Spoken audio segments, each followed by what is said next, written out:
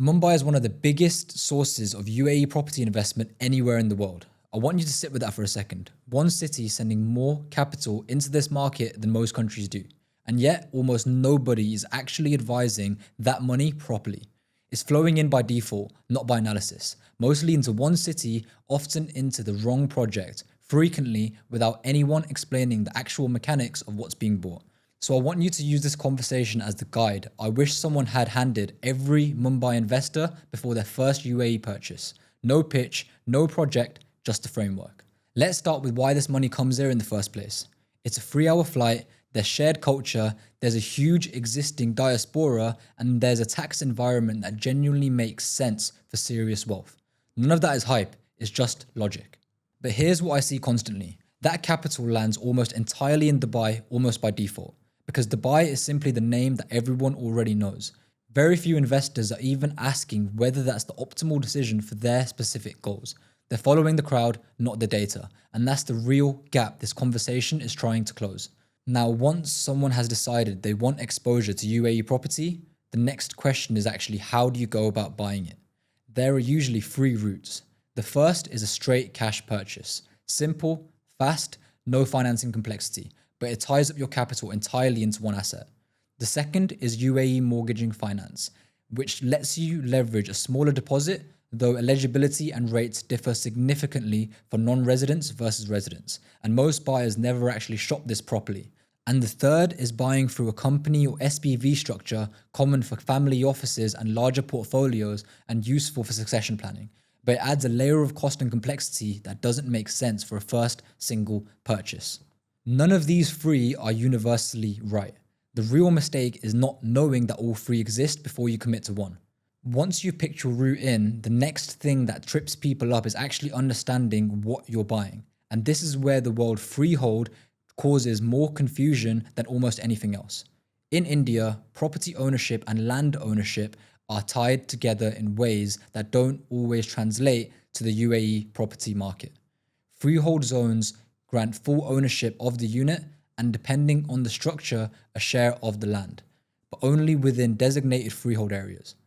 Buy outside of one of those zones and your ownership rights look completely different. This single point of confusion causes more buyer's remorse than almost anything else I see. So know exactly what you're buying, not just the price, but the actual legal right that you're acquiring too. Beyond the legal side, there's a bigger, quieter reason Mumbai money should be looking at this market in the first place. And it has nothing to do with the UAE at all. It's all about what's actually happening back home to the currency. Holding rupees long term isn't a neutral decision, it's a risk decision. And here's why nobody talks about it that way. The rupee has depreciated against major currencies consistently over the long term. That's not a political statement, it's simply the historical pattern. If a large portion of your wealth sits in rupees over a 10 to 20 year horizon, you are making an implicit currency bet whether you realize it or not. Holding part of your wealth in an AED denominated property in a market with genuine fundamentals behind it isn't about abandoning India. It's about not having all your eggs sitting in one currency basket purely by accident rather than by design. Now, if you've decided currency diversification makes sense for you, the next thing you actually need to understand is how the money legally gets from Mumbai to here. Before you send a single rupee toward UAE property, you need to understand the basics of FEMA. FEMA, which stands for Foreign Exchange Management Act. The Liberalised Remittance Scheme allows resident Indians to remit a set amount per financial year for permitted purposes, including overseas property purchases. This limit matters enormously for how you structure a purchase, particularly for larger acquisitions that might require multiple family members' allowances or remittances phased alongside a payment plan. Now, I'm not your CA and this isn't legal advice, but walking into a UAE purchase without understanding LRS basics is like building a house without checking the foundation first. Once the money is here legally, the next question everyone asks me about is tax. Specifically, what happens when returns eventually come back to India? That's where the India-UAE DTA comes in. DTAA, which stands for Double Taxation Avoidance Agreement. It's in place specifically to prevent income being taxed twice across both jurisdictions. For property investors, this affects how rental income and capital gains are eventually treated when those returns are brought back home. The fine detail matters and you want a tax professional on both sides for your specific situation. But just knowing the agreement exists and roughly what it's designed to do changes how you should think about UAE property from day one. Not as some tax-free anomaly, but as a structured, treaty-backed investment. With the legal and tax groundwork covered, let's actually get into the property itself, and specifically how buying off-plan here is genuinely different to what you're used to in Mumbai. In Mumbai, buyers are used to regulated payment timelines, but the payment culture and developer norms differ meaningfully from the UAE. Off-plan here typically means structured payment plans tied to construction milestones, often extending years beyond the start of the project. For Mumbai investors used to either ready property or shorter Indian construction-linked schedules, the UAE off-plan structure can actually work in their favor. Smaller upfront capital, payments spread over years, and the ability to lock in today's price for a property that only gets delivered years from now. Now, even once someone understands all of this, I still see the same mistake playing out again and again with first-time buyers from Mumbai. Don't make this mistake almost every first-time investor from Mumbai makes. Buying based on a single referral.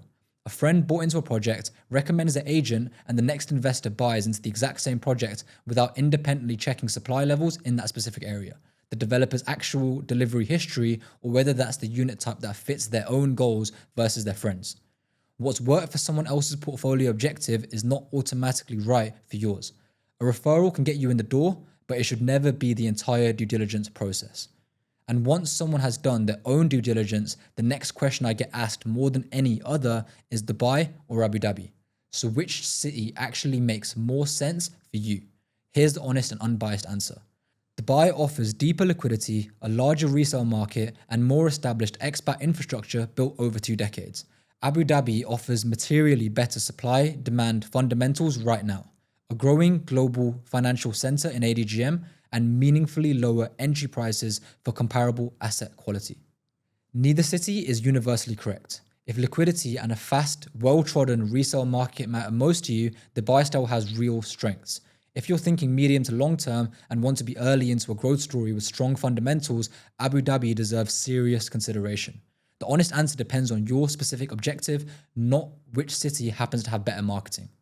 So if you put all of this together, the roots in, the ownership structure, the currency logic, FEMA, the tax treaty, off-plan mechanics, avoiding the referral trap, and the Dubai versus Abu Dhabi decision, what does it actually add up to? This is what a properly built UAE property plan actually looks like for a Mumbai investor. It starts with your objective, not a project. Capital preservation, rental income, long-term appreciation, eventual residency. These lead to completely different property decisions before you've even looked at a single listing. Then it accounts for remittance structuring under FEMA, tax treatment under the DTAA, the right ownership structure for your situation, and a genuine comparison across cities and asset types rather than a single referral from a friend. None of this is complicated. It just requires someone actually walking you through it properly instead of simply selling you whatever project they happen to represent that particular month.